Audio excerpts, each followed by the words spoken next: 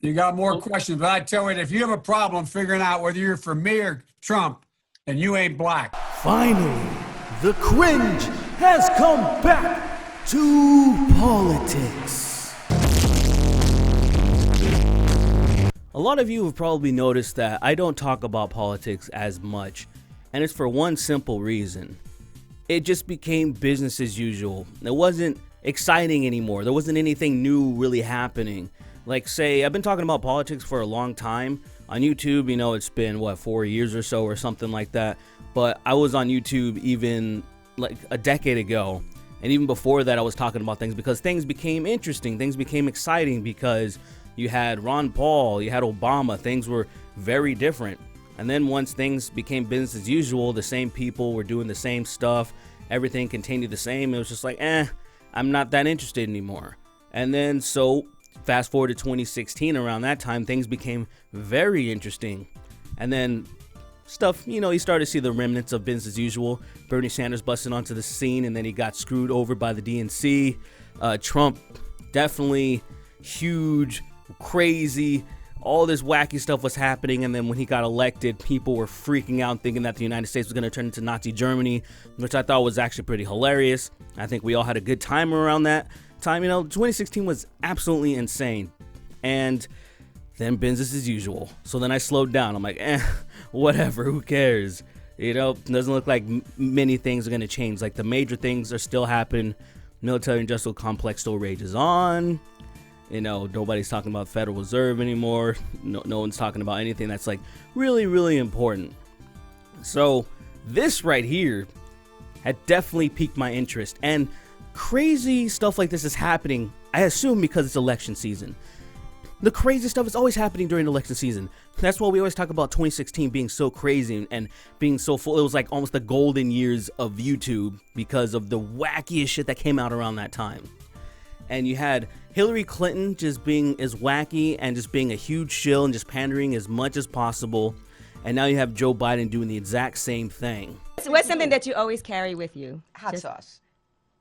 Really? You got more questions, but I tell you, if you have a problem figuring out whether you're for me or Trump, then you ain't black. Nigga. I love this so much. You have no idea when I saw this morning, I was like, I had plans to film another video. I had something else completely lined up. I haven't done a Twitter trash in a while, but then I saw this and I just threw all that shit off the table. Like when people are getting ready to bang on like the kitchen table or something and they just make a huge mess when they could have just, easily scooted the stuff aside.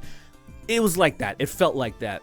Because there's nothing funnier to me and more cringe than grown-ass people just being patronizing and when they're just trying to pander to black folks. It just becomes so insanely awful. Like, honestly, I thought Hillary with the hot sauce thing was pretty bad because damn well Hillary Clinton does not carry hot sauce in her fucking bag. She does not carry hot sauce with her at all moments of the time, and she doesn't do that. And I guarantee you she only said it because she was on the Breakfast Club talking to black folk. You can see it in this girl's face, man. Like, she knows. She's like, what is this? Like, she knows that like this is really offensive and like you're just saying this to pander, which is hilarious. So that's why I love this. But that aside, I digress on that. We'll put that to rest. We tackled that 4 years ago or so. I can't believe Joe Biden actually said this. Like, when I first saw this, I'm like, okay, this has to be taken out of context. This has to be some type of deep fake. Maybe they have a voice generator, but no, it 100% checks out. And the thing is, it's not like, say, when Joe Biden, he comes out and he says a bunch of gibberish, right? All the crazy and wacky things he said over the past couple years or so. If you agree with me, go to Joe 30330 and help me in this fight. Thank you very much. Why attack Sanders? Why? You're getting nervous, man. Poor kids are just as bright and just as talented as white kids. We choose truth over facts. We hold these truths to be self-evident. All men and women created by the thing. Deal with endangered species. One of the things I would like to I will make an educator. In addition to that, we have to make sure that we are in a position that We are, well, let me go to the second. Yeah, you do. Like, look, this is it. You want to check my shit on? Let's do push-ups together, man. Let's run. Let's do whatever you want to do. You're a lying dog-faced pony soldier. So I learned about roaches. I learned about kids jumping on my lap. And I've loved kids jumping on my lap. No. This was completely coherent, completely intelligible. He thought about this. I assure you, somebody on his team said, make sure you fit this in here at the end. Make sure you put this in here at the end. Doesn't matter where the conversation leads off. Just make sure you say, I'm sure you have a lot of questions, but here's the one thing for sure. If you're confused on whether you vote for me, between me and Trump, you ain't black. And specifically, you ain't black. Like, that's really important. It's really important to focus on that because, you know, he could have just casually said, like, yeah, maybe we have to question your blackness. Well, let me try it in Joe Biden's speech. If you're confused about voting for me between Donald Trump and myself, I'm gonna have to question the authenticity of your blackness. I don't know. Do you really come from the sea? Do you really understand how important it is for Ariel to become a human so she can marry Prince Eric? Listen to me, Charlemagne, my nigga. If you're confused on whether you want to vote for me or Donald Trump, you ain't no nigga. Your niggas ain't no friends of mine either.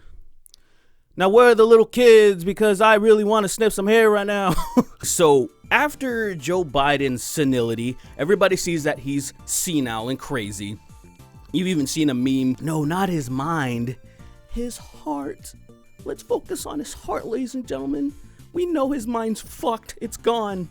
But he has heart. I want to have like a campaign poster for that when I meet women, because I want to be like, I may not last long on the first round, but I got you on round 2. If you've been paying even half attention to his policies and things that he's been about, he's business as usual. He is not your friend. He is not going to help you out. All the stuff, you know, just even like if you loved Obama, like say you were just like, Obama was cool. Yeah, you weren't paying attention either.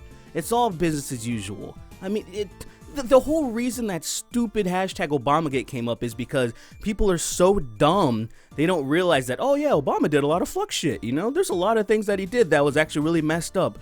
But hey, Obama's cool. He's a smooth talking pimp. He loves March Madness. Don't get me wrong. I would hang out with Obama.